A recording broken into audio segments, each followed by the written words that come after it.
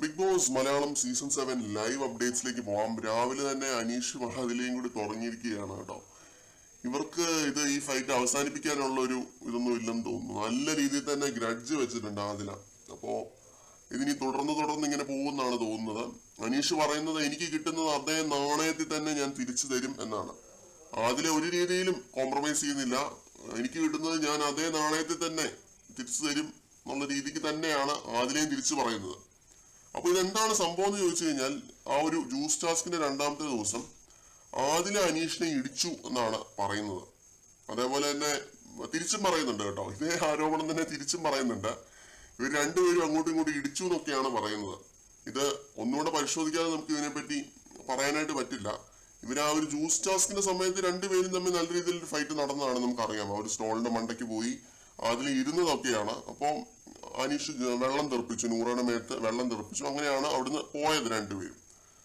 അപ്പോ പ്രൊവോക്കിങ് ചെയ്തതെന്ന് പറഞ്ഞ് ഇപ്പൊ രാവിലെ പോലും പ്രൊവോക്കിങ് ചെയ്തത് ആദിലയാണ് നല്ല രീതിയിൽ അനീഷിനെ ചൊറിഞ്ഞത്. അനീഷ് ഷാനവാസ് ഉറ്റ സുഹൃത്തുക്കൾ ഒരേ കളർ വസ്ത്രമാണല്ലോ ധരിച്ചിരിക്കുന്നത് എന്നൊക്കെ പറഞ്ഞിട്ട് വെറുതെ അനീഷിനെയാണ് അങ്ങോട്ട് പ്രൊവോക്ക് ചെയ്തത്.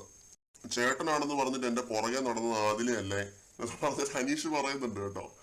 അനീഷ് ഈ രീതിയിലാണ് പറയുന്നത്. ചേട്ടനാണെന്ന് പറഞ്ഞിട്ട് ചേട്ടൻ കോമ്പോ ഒക്കെ പിടിക്കാനായിട്ട് വന്നില്ല എന്റെ അടുത്ത് എന്നൊക്കെ പറഞ്ഞ അനീഷ് പറയുന്നുണ്ട്. നല്ല രീതിക്ക് തന്നെ അനീഷ് റേസ് ആവുന്നുണ്ട്. അപ്പൊ ഇതിനകത്ത് ആരുടെ പക്ഷം ചേരണമെന്ന് ചോദിച്ചു കഴിഞ്ഞാൽ ഞാൻ അനീഷിന്റെ പക്ഷത്ത് തന്നെയാണ്. കാരണം എന്താണെന്നറിയോ, ആദിലയുടെ വായിന്ന് വരുന്ന ഒന്നും ശരിയല്ല. ആദിലയുടെ ഒരു എന്താ പറയാ ചോയ്സ് ഓഫ് വേർഡ്സ് അല്ലെങ്കിൽ വൊക്കാബുലറി, പറയുന്ന സ്ലാങ് രീതി ഒന്നും ശരിയല്ല.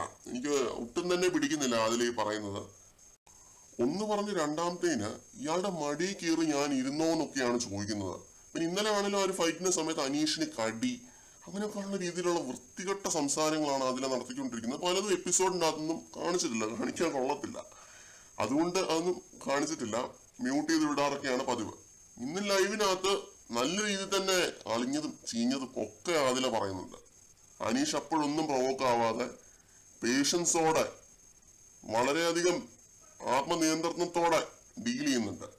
അത് തന്നെയാണ് അനീഷിന്റെ വിജയം. ഇന്നലെ ആണെങ്കിലും അതിലെ നല്ല രീതിയിൽ പ്രൊവോക്ക് ചെയ്ത് അതൊക്കെ ചെയ്യിപ്പിച്ചത് അനീഷിന്റെ ഗെയിമാണ്. മനസ്സിലായില്ലേ?